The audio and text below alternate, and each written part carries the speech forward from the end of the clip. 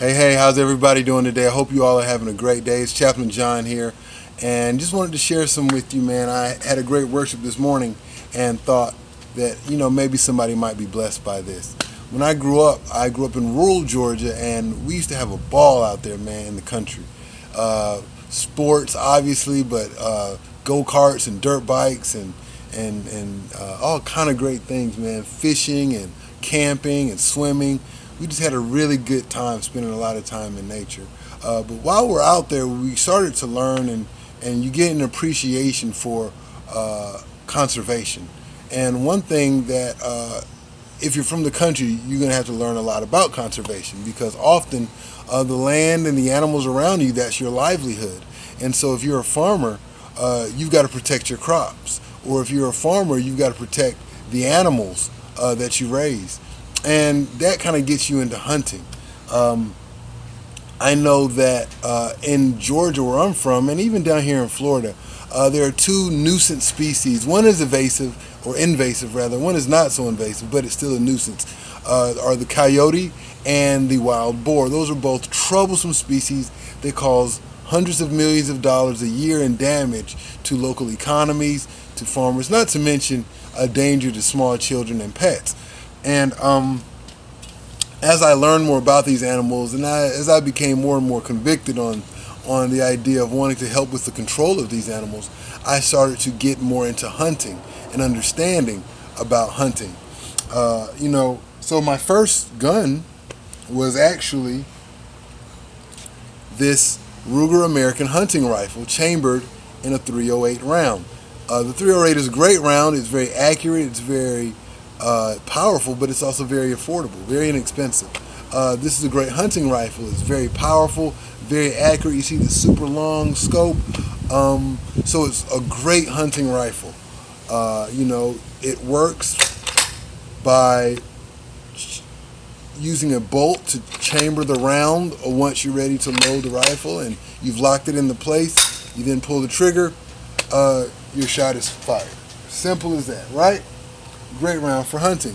But as I got more and more familiar with hunting boar and hunting coyote, I began to realize, honestly, for me, that's not the best round or the best rifle when hunting boar and coyote.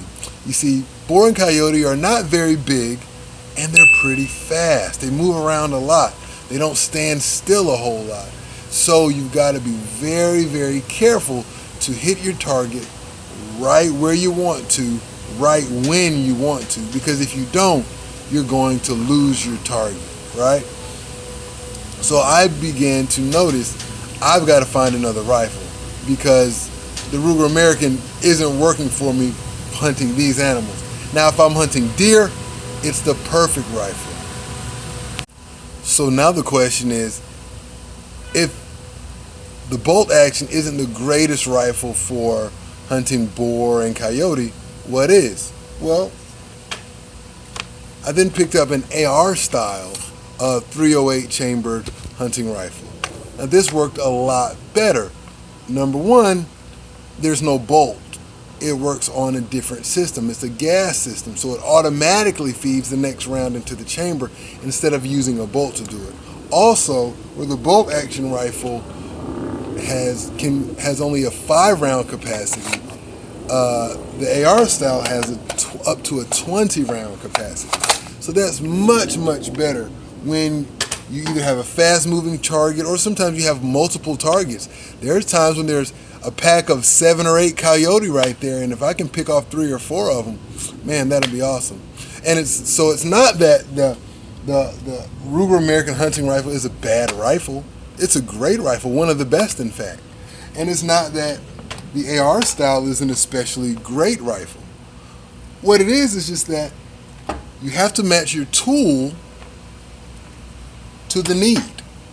Once you have the right tool for whatever your need is, you're going to get a much better result. So often we spend so much time frustrated because we're not fitting in our lives. We're at work unhappy, our social relationships are unhappy, we're so unhappy with so many things, not realizing we don't fit. Why don't we fit? Because we're supposed to be committed to a life of service. We were created in the image of God to serve God, right? In Matthew chapter 20, verse 28, it says, even as the Son of Man came not to be served, but to serve, and to live or give his life a ransom for many. We were created in the image of God to serve. That's it. So if you really, truly want to experience joy, and if you really want to feel like you're starting to fit in, dedicate yourself to service.